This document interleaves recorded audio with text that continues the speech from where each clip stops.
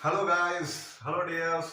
आपका must welcome light lesson class में आपका काफी स्वागत है। और मैं मोहम्मद अब्दुल्ला। मैं आपको पहले बता चुका, मेरा यूट्यूब चैनल का नाम लाइट लेसन है। मैंने लाइट लेसन का नाम यूट्यूब चैनल इसलिए चूज किया कि लाइट मतलब होता है आपको रोशनी। आप धीरे धीरे क्या अपने पढ़ाई को, एजुकेशन को रोशनी की तरफ आगे आपको बढ़ाना है। और कहते हैं कि जहाँ रोशनी रहता है वहाँ अंधेरा नजर नहीं आता। तो आपको अपनी एजुकेशन हासिल करके अपने लाइफ में सफलता हासिल करना है और अपने घर को किरण की तरह फैलाना है, लाइट जगमगा देना अपने घर को सफलता हासिल करके। और जबकि आपके पड़ोसी अंधेरा ही में ही रहेंगे हमेशा, क्योंकि काफी सफलता जब इंसान होता है तो उनके पड़ोसी ज्यादा जलते हैं। तो प्लीज आप मेहनत करना है, आपको डरना नहीं, हिम्मत नहीं हारना है। और प्लीज कॉन्फिडेंस के साथ अपनी तैयारी को बढ़ाना। मैं आप घर पे भी आ गया हूँ, तो मैं आपको 20 क्वेश्चन डेली ऑब्जेक्टिव क्वेश्चन का प्रैक्टिस कराऊंगा। फिर जब मैं वहां वापस जाऊंगा तो फिर मैं आपको सिलेबस बताऊंगा डियर। तो प्लीज सब्सक्राइब करें मेरे चैनल को, लाइक करें, शेयर करें। चलिए हम आपको क्लास की तरफ बढ़ते हैं और अपने क्वेश्चन की तरफ बढ़ते हैं। क्या है मेरा पहला क्वेश्चन? मैं आपको 20 क्वेश्चन जो प्रैक्टिस करा रही, सबसे इंपॉर्टेंट क्वेश्चन है, वीबीआई क्वेश्चन है। और एक एक क्वेश्चन से दो दो क्वेश्चन बनेगा। तो आप अगर बिहार दरोगा की तैयारी कर रहे हैं, एसएससी सीजीएल एस्पिरेंट है, रेलवे के एस्पिरेंट है, तो आपके लिए सबसे इंपॉर्टेंट साबित होने वाला ये क्वेश्चन। पहला क्वेश्चन, इतिहास के पिता किसे कहते हैं? तो इतिहास के पिता ऑप्शन नंबर ए हेरोडोटस है, ऑप्शन बी में हेकेटियस है, ऑप्शन सी में वर्मन है, चौथा है घनेन्द्र। तो इसका पहला आंसर होगा हेरोडोटस। इतिहास के पिता किसको कहते हैं? तो पहला आंसर होगा हेरोडोटस। क्वेश्चन नंबर 2 पे आप आते हैं। पानी का ये काफी इंपॉर्टेंट है, सेकंड नंबर क्वेश्चन भी बनता है इसका। हैकेटियस क्या? ज्योग्राफी के पिता यानी भूगोल के पिता कौन है? भूगोल के पिता आपको हैकेटियस है। तो आपको दो क्वेश्चन मालूम चल गए कि इतिहास के पिता हेरोडोटस और ज्योग्राफी के जो पिता है, ज्योग्राफी के नहीं भूगोल के पिता हैकेटियस को कहा गया है। क्वेश्चन नंबर 2 की तरफ हम बढ़ते हैं। पानी का अधिकतम घनत्व होता है, पानी का अधिकतम घनत्व option number A 4 degree Celsius, option number 2 degree Celsius, option number C है 1 degree Celsius, option number D है 0 डिग्री सेल्सियस। क्योंकि टेम्परेचर का जो पैमाना होता है वह सेल्सियस में ही होता है, एसआई यूनिट। तो आपका आंसर होगा 4 डिग्री सेल्सियस। जबकि पानी का जो क्वथनांक होगा वो 100 डिग्री सेल्सियस होता है, यानी पानी 100 डिग्री सेल्सियस पर उबलता है।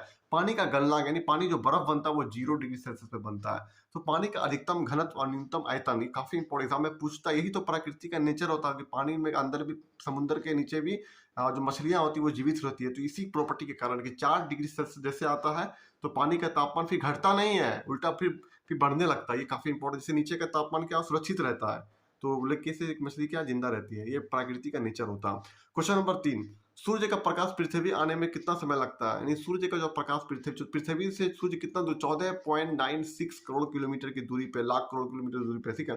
तो पृथ्वी से काफी इंपॉर्टेंट, ये काफी क्वेश्चन पूछता है कि फिर सूर्य का प्रकाश पृथ्वी आने में कितना समय लगता है? तो option number A 8 minute, option number B 7 minute, option number 6 minute, option number D 9 minute. उसका आंसर होगा 8 मिनट।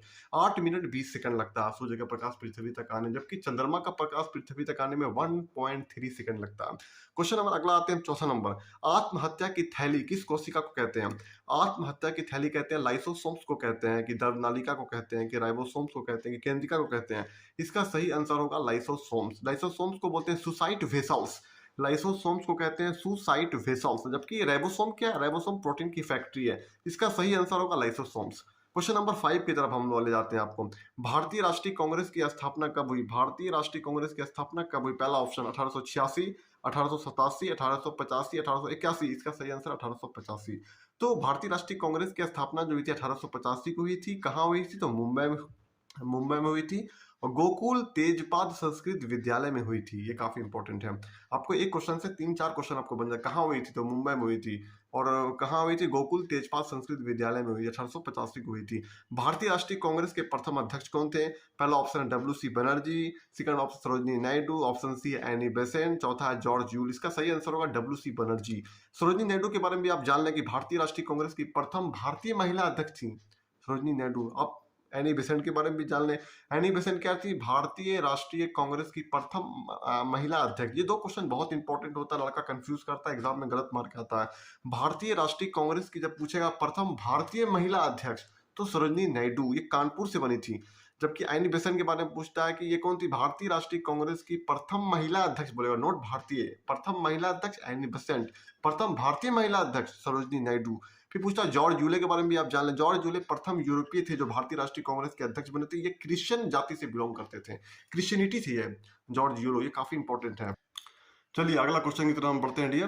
क्वेश्चन नंबर 7 की तरफ। आधुनिक ओलंपिक खेल का आयोजन सबसे पहले कब हुआ था?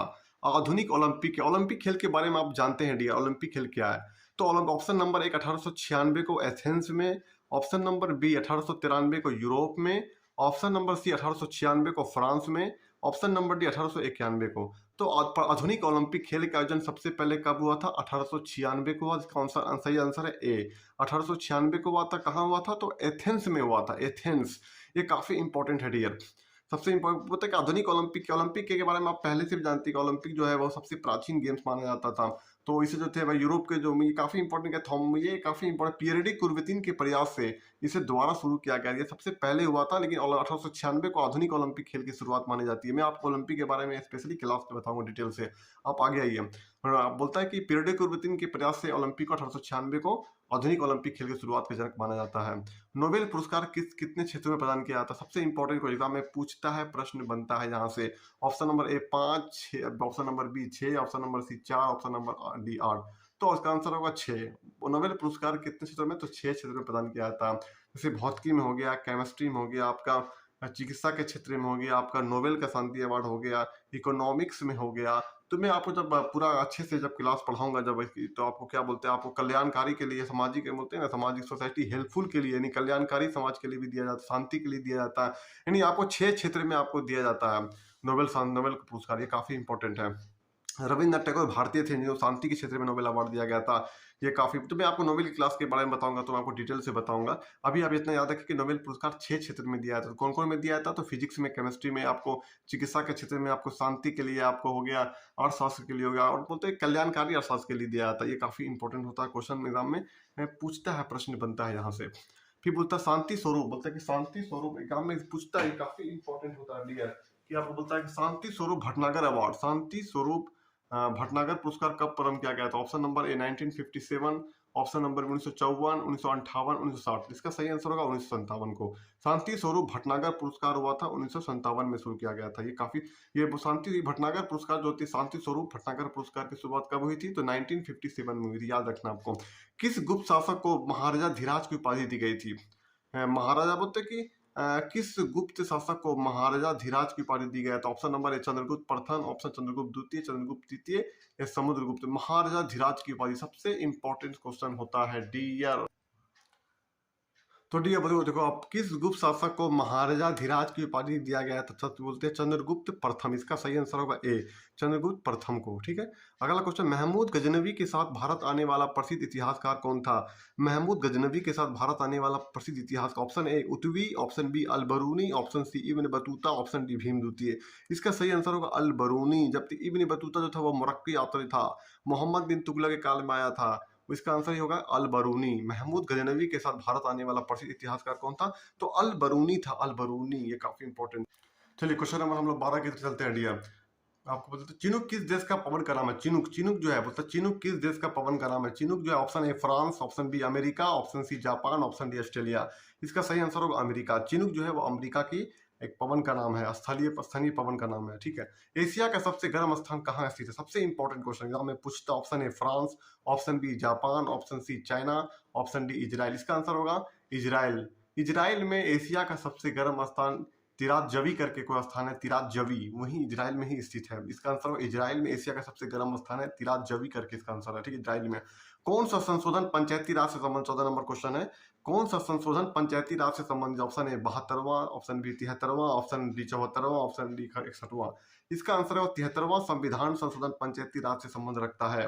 ठीक है, इसका ऑप्शन बी। जबकि 74वां संविधान संशोधन जो होती है वह नगर पालिका से संबंध रखता है, जबकि 61वां संविधान संशोधन में क्या कर दिया गया?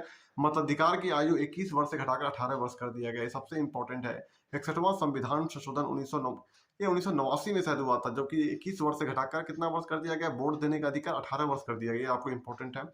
अगला ये क्वेश्चन नंबर 15 पे, भारत के किस राज्य में पंचायतों में भी अल्पसंख्यक के लिए आरक्षण दिया है? तो वो स्टेट है आंध्र प्रदेश।